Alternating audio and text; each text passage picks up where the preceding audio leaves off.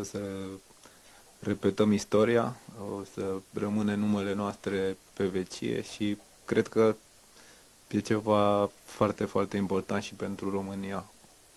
Cred că este unul dintre cele mai importante momente ale carierei pentru tine. Am văzut și un articol amplu în Marca despre tine, unul dintre cei mai buni fundași dreapta de la campionatul european.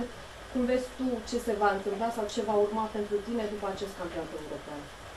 Da, desigur, cred că o să fie cel mai important meci din viața mea și nu știu, vedem ce o să urmeze și ce o să vină. I-a impresionat pe toți cu viteza ta. Cum te simți când se zice Sonic, porecla de la păr? Da, am văzut că îmi zice Sonic lumea, dar pentru păr și nu știu ce să zic, că e poreclă și atât. Mai mult e de mine, de să mă preparez mental, să știu ce vine și normal că mă uit la filmulețe cu adversarii ca să îi studiez puțin pe ce parte pot să iese, ce picior e piciorul bun și unde pot să-i taponez, să nu treacă sau să nu dea gol. Cum ar trebui să abordăm meciul ăsta cu Olanda? Cum ar trebui să-l gândim și să intrăm pe teren? Da, ei sunt niște jucători de foarte înalt nivel, întotdeauna se bat pentru trofee, campionate, titluri.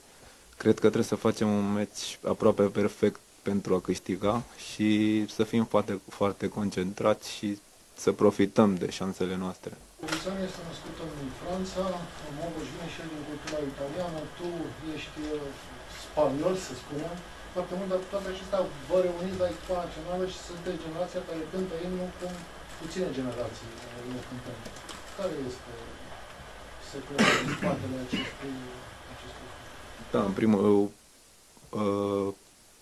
suntem români și o simtem. Eu cred că asta e cel mai important și cred că din asta venim la națională și ne reprezentăm țara. Cum te simți parte din generația de suflet, așa cum a numit-o selecționerul?